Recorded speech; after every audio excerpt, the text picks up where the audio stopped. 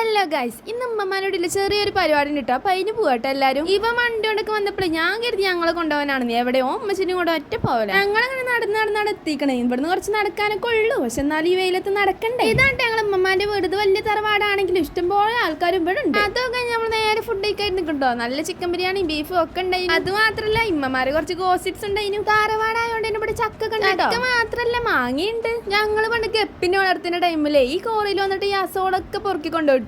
രസേനില്ല എന്നൊക്കെ. ഇപ്പൊ എന്ത് ഗപ്പി അസോളിയൊക്കെ അല്ലേ. എന്തായാലും കുട്ടിയൊക്കെയാണ് ഇവിടെ വന്നിട്ട് മുതലയിക്കണ്. ഏതായാലും ഞങ്ങൾ അത് കഴിഞ്ഞ് തിരിച്ചു വരലെടുത്തിക്കണേ. ഈ കൂടിന്റെ ഉള്ളിൽ പട്ടി ഉണ്ട് കേട്ടോ. പട്ടിക്കൂടിൽ പിന്നെ പട്ടിയില്ലാതെ പിന്നെ എന്തായാലല്ലേ. സംഭവത്തിന്റെ ഹൈലൈറ്റ് എന്താ വെച്ചാല് ഞാനൊക്കെ ചെറുതായ മുതലേ ഈ പട്ടിക്കൂടും പട്ടിനി ഞാൻ കാണലുണ്ട്. ഇതിനൊന്നൊരു മാറ്റമില്ലല്ലേ. മാറ്റങ്ങളൊക്കെ ഇപ്പൊ നമുക്കാണ്. അത് കഴിഞ്ഞിട്ട് പിന്നെ ഞാനിൽ ഇന്നും കൂടി അടിക്കാൻ പോകുന്നതാട്ടും ഇങ്ങോട്ട് കൂട്ടത്തില് ഞങ്ങളൊരു സിപ്പപ്പം വാങ്ങി. പിന്നെ ഞങ്ങൾ നെക്സ്റ്റ് പരിപാടി എന്ന് പറഞ്ഞാൽ ഇമ്മമാനെ കാണാതെ മാങ്ങ പറിച്ച്. അതാണ് അടുത്ത പരിപാടി. ഫൈനലി നമ്മളെ സംഭവം റെഡി ആയിക്കോട്ടോ. പിന്നെ നമ്മളിന്ന് മജ്ലിസൊക്കെ ആയിട്ടോ ഫുഡ് കഴിക്കായിരുന്നേ. സംഭവം നല്ല രസമുണ്ടായിരുന്നു. പിന്നെ അമ്മമാർക്ക് മാത്രം മോറുണ്ടല്ലോ, അതൊരു ലാഭം തന്നെയാണല്ലേ. പിന്നെ അതും തന്ന് പിന്നെ രണ്ട് സിപ്പപ്പം തന്ന് ഞങ്ങളാണ് സൈഡ് കഴിക്കണേ.